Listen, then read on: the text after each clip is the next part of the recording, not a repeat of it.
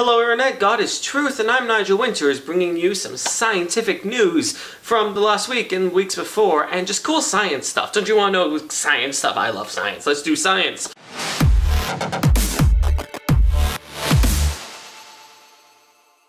Some of you might be wondering why the channel has been a little inactive recently, and that's because we brought on a bunch of new people. We're just currently working out subjects and topics that people are going to be discussing and their roles and everything. And it's going to be really cool, really exciting, and we're super excited for everyone to come on board and to do their stuff.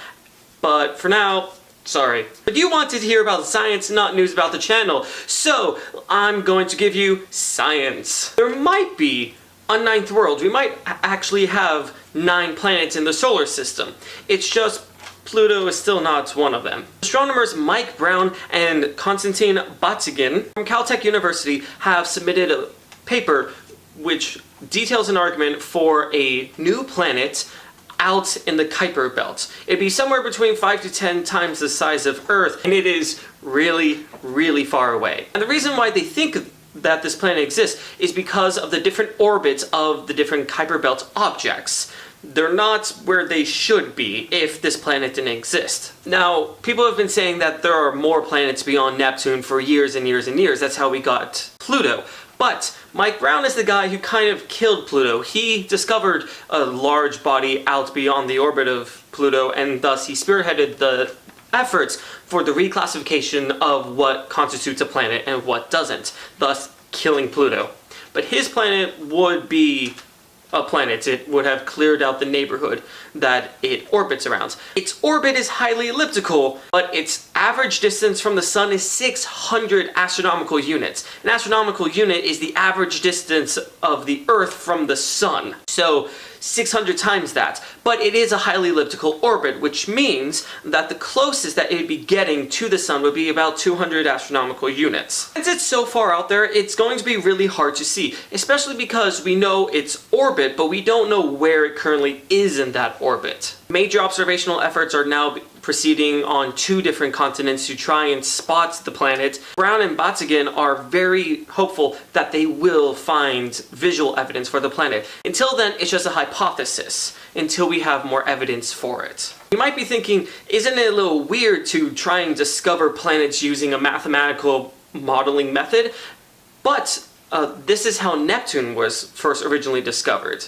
So some of you might have heard of the star KIC 8462852, also known as Tabby's star, because recently in the news people were hypothesizing that the dips in the light from this star could be a Dyson sphere. The proposal of possibly comets passing in front of the star resulting in the dip of light was proposed instead, and since this is a much more likely scenario than a Dyson sphere, that was the most accepted explanation. Except Professor Schaefer at LSU Bradley doesn't think so. He's done the math, and he said that to get the kind of dips in light that we're seeing from the star, that is, light from the star is being dimmed about 22% at times, you would need 32 massive comets to be all going in the same orbit.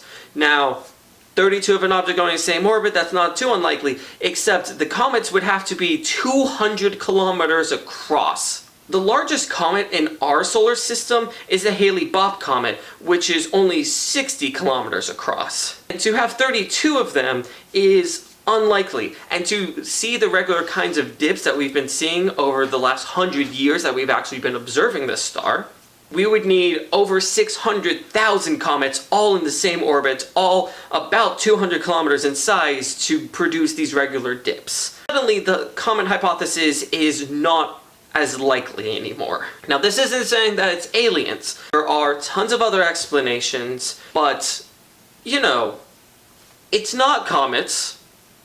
It might be aliens. It's probably not aliens. Don't assume it's aliens, but aliens aren't off the board yet. One of the groups that is most at risk when the flu comes around every year are newborn infants. Infants who are just born to 6 months old. And the reason for this is because their bodies aren't adapt yet at fighting infections. The way the flu vaccine works is the vaccine provides a sort of irritant in it, so your body will go and attack it with its white blood cells, and by attacking it, it gets immediately exposed to the virus, so that way it learns about the virus and then can fight it when it encounters the virus out in nature. Well, babies can't do this because they can't really respond to that sort of infection.